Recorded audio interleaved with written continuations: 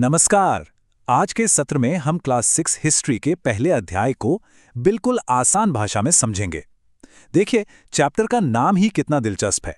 क्या, कहां, कैसे और कब, ये 4 सवाल ही तो इतिहास की जड़ हैं। तो चलिए आज हम सब मिलकर एक जासूस की तरह अतीत के पन्नों को पलटते हैं और इन सारे सवालों के जवाब ढूंढते हैं। तैयार हैं इस रोमांचक सफर के लिए? तो सबसे पहला और सबसे बड़ा सवाल यही है, कोई भला ये कैसे जान सकता है कि सैकड़ों या हजारों साल पहले क्या हुआ था? कल क्या हुआ ये तो हम अखबार या टीवी से जान लेते हैं, पर 100 साल पहले या 1000 साल पहले तब तो कुछ भी नहीं था।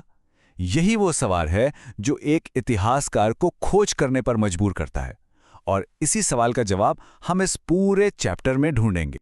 ये है हमारी आज की खोज का पूरा प्लान। हम एक एक करके इन सभी टॉपिक्स को समझेंगे। पहले जानेंगे कि अतीत में क्या रहस्य छिपा है, फिर देखेंगे कि शुरुआती लोग कहाँ रहते थे, गांव और शहर कैसे बसे, हमारे देश को ये नाम कैसे मिले, और इतिहासकार अतीत के बारे में पता कैसे लगाते हैं। तो चलिए शुरू करते हैं। अच्छा, इतिहास पढ़ने की जरूरत ही क्या है? क्या ये सिर्फ राजा रानियों और लड़ाइयों की कहानियां हैं? नहीं, बिल्कुल नहीं। इतिहास असल में हम सबकी कहानी है, आम लोगों की कहानी, कि वो क्या खाते थे, कैसे कपड़े पहनते थे, कौन से खेल खेलते थे। उनके जीवन के बारे में जानना ही हमें ये समझने में मदद करता है कि हमारी आज की दुनिया ऐसी क्यों है। तो चलिए अपनी पड़ताल शुरू करते हैं। सबसे पहला सुराग हमें मिलता है नक्शे से। किसी भी जगह का इतिहास समझने के लिए ये जानना जरूरी है कि लोग रहते कहाँ थे, क्योंकि जहां लोग रहते थे वहीं से उनकी पूरी कहानी की शुरुआत होती है। तो आइए भारत के नक्शे पर कुछ खास जगहों को ढूंढते हैं। इस टेबल को जरा ध्यान से देखिए। ये हमें बताती है कि इंसान ने कैसे तरक्की की। लाखों साल पहले लोग नर्मदा नदी के किनारे रहते थे।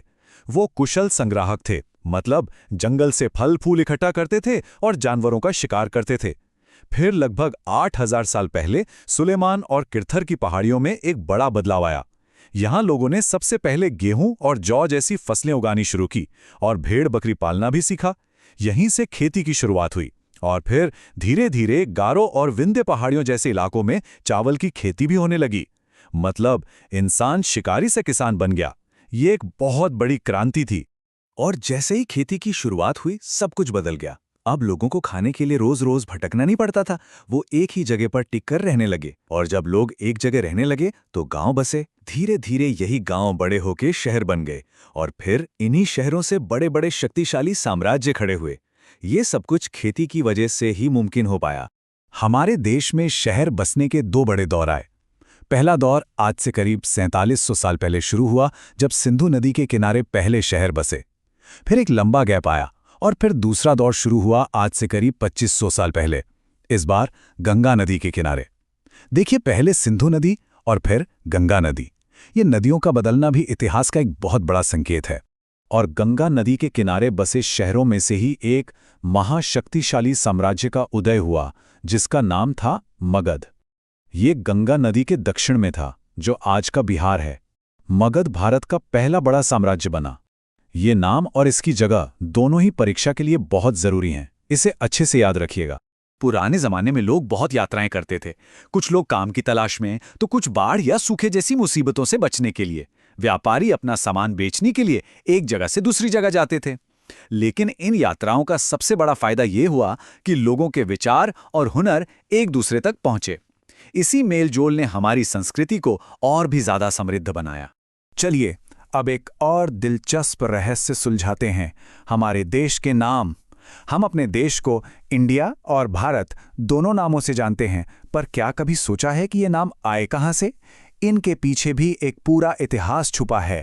देखिए, दोनों नामों की कहानी कितनी अलग है। इंडिया शब्द निकला है इंडस से, जिसे संस्कृत में सिंधु नदी कहते हैं।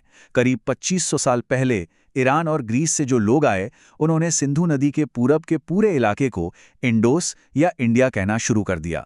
वहीं भारत नाम का इस्तेमाल उत्तर पश्चिम में रहने वाले लोगों के एक समूह के लिए होता था। इसका जिक्र हमें सबसे पुराने वेद यानी ऋग्वेद में भी मिलता है, जो करीब 3500 साल पुराना है। बाद में यही नाम पूरे देश के लिए इस्तेमाल होने लगा। तो अब तक हम जो भी बातें कर रहे हैं, ये इतिहासकारों को पता कैसे चली? वो कौन से सबूत या सुराग इस्तेमाल करते हैं? चलिए अब एक इतिहासकार का सबूतों का बक्सा खोलकर देखते हैं कि उन्हें अतीत के बारे में जानकारी कहां से मिलती है। पहला सुराग है पांडुलिपि। अंग्रेजी में इसे मैन्युस्क्रिप्ट कहते हैं, जो लैटिन शब्द मनु यानी हाथ से बना है। ये वो किताबें थीं जो हजारों साल पहले हाथ से लिखी जाती थीं। इन्हें लिखने के लिए कागज नहीं, बल्कि ताड़ के पत्तों या हिमालय में मिलने वाले भूर्ज पेड़ की छाल का इस्तेमाल होता था। सोचिए ये कितनी नाजुक होती होंगी। इतने सालों में कई तो नष्ट हो गईं, लेकिन जो बच गईं वो आज हमें मंदिरों और विहारों में मिलती हैं, जो इतिहास का एक अनमोल खजाना है। दूसरा सुराग है अभिलेख। ये पांडुलिपियों के बिल्कुल उल्टे थे। इन्हें पत्थर या धातु जैसी कठोर चीजों पर खोदा या उकेरा जाता था। राजा महाराजा अक्सर अपने आदेशों या अपनी जीतों को इन पर लिखवाते थे, ताकि लोग उन्हें पढ़ सकें और वो सदियों तक सुरक्षित रहें। ये एक तरह से उस जमाने के पक्के सरकारी ऐलान थे जो कभी मिट नहीं सकते थे। इन दोनों के बीच का फर्क समझना बहुत जरूरी है। ये सवाल अक्सर परीक्षा में भी आता है। पांडुलिपियां मुलायम सतह पर लिखी जाती थीं, इसलिए वो नाजुक थीं और आसानी से खराब हो जाती थीं। वहीं अभिलेख कठोर सतह पर उकेरे जाते थे, इसलिए वो बहुत टिकाऊ थे और हजारों साल तक टिके रहे। यही वजह है कि हमें पांडुलिपियों के मुकाबले अभिलेख ज्यादा संख्या में मिलते हैं। और फिर आते हैं हमारे तीसरे तरह के जासूस, पुरातत्वविद। ये वो लोग होते हैं जो जमीन की खुदाई करके पुरानी चीजें ढूंढते हैं। उन्हें इमारतों के टुकड़े, पुराने औजार, मिट्टी के बर्तन, सिक्के, गहने, यहाँ तक कि जानवरों की हड्डियां और जले हुए अनाज के दाने भी मिलते हैं। ये सारी चीजें हमें बताती हैं कि पुराने जमाने के लोग कैसे रहते थे, क्या इस्तेमाल करते थे और क्या खाते थे। हमने क्या, कहाँ और कैसे के जवाब तो ढूंढ लिए, पर हमारी जासूसी कब के बिना तो अधूरी है। मतलब कोई घटना किस समय हुई, इतिहासकार समय या तारीखों का हिसाब कैसे रखते हैं। आइए इस सिस्टम को समझते हैं। देखिए, तारीखों को गिनने के लिए ईसा मसीह के जन्म के वर्ष को आधार माना गया है, जिसे हम साल 1 कहते हैं। इससे पहले के समय को हम ईसा पूर्व या अंग्रेजी में बीसी कहते हैं, जिसमें गिनती उल्टी चलती है। जैसे 100 ईसा पूर्व के बाद 99 ईसा पूर्व आएगा। और ईसा मसीह के जन्म के बाद के समय को हम ईस्वी या अंग्रेजी में एडी कहते हैं, जिसमें गिनती सीधी चलती है। आजकल बीसी की जगह बीसीई और एडी की जगह सीई का भी इस्तेमाल होता है, पर मतलब वही रहता है। अब एक बहुत ही जरूरी बात, अतीत हर किसी के लिए एक जैसा नहीं था। एक राजा की जिंदगी एक आम किसान की जिंदगी से बहुत अलग थी। एक व्यापारी का जीवन एक शिकारी के जीवन से बिल्कुल जुदा था। इसीलिए आपकी इतिहास की किताब का नाम हमारा अतीत नहीं, बल्कि हमारे अतीत है, यानी प्लूरल में, क्योंकि इतिहास किसी एक का नहीं बल्कि अनगिनत लोगों का होता है और सबके अतीत अलग अलग थे। इसी वजह से हमें राजा रानियों के बारे में तो बहुत कुछ पता है, क्योंकि वो अपनी जीतों और अपने जीवन का पूरा हिसाब किताब अभिलेखों पर लिखवाते थे। लेकिन जो आम लोग थे, किसान, शिकारी, कारीगर, वो अपनी रोजमर्रा की जिंदगी का कोई रिकॉर्ड नहीं रखते थे। तो फिर उनके बारे में हमें कैसे पता चलता है?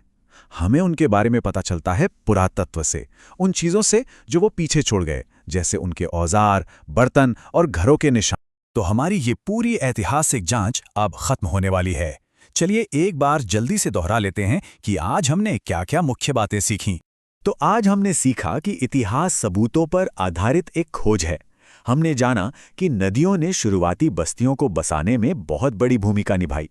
हमने ये भी सीखा कि अतीत की जानकारी के 3 मुख्य स्रोत हैं, पांडुलिपि, अभिलेख और पुरातत्व।